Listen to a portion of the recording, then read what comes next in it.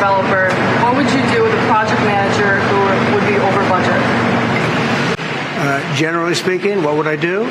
I'd fire him. Do you think this issue, Mr. President, gives you cause to do that? Well, I'm here just really with the chairman. He's showing us around, showing us the work. And so I don't want to get that. I don't want to be personal. I just would like to see it get finished. In many ways, it's too bad it started.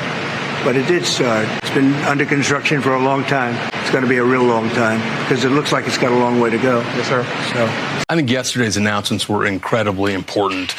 When a U.S. administration comes together with great American companies around a shared mission, winning the AI race against China, as the president said later in that speech, America is impossible to beat. And at the end of the day, what this is about is putting our country first, creating good jobs, strengthening our economy, and safeguarding our national security. We created the Failure Award, and I gave the biggest screw-up every single month a bonus. And at the end of the year, we'd put them all together. January screw-up, February screw-up, and we'd have the Failure of the Year Award. Internal desire to overthrow him around that time, because you could see on TV he was struggling in the polls and Donald Trump was reveling in it. And then I heard this narrative coming up that, Nancy Pelosi and the Democratic Party were having private conversations and telling him to step down and forcing him out. Yeah. All cards on the table, 100% truth. Is there any truth in that? Yeah. No, a lot of that was happening. I mean, a lot of people were, there was a phone tree that lit up that night.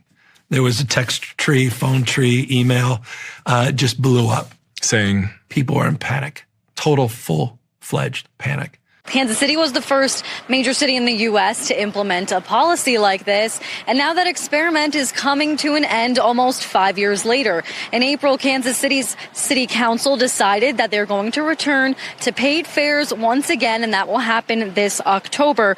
And that's because of one unavoidable reason: money. The program originally cost $9 million to launch, but as ridership grew, so did the bill. The challenge is financial.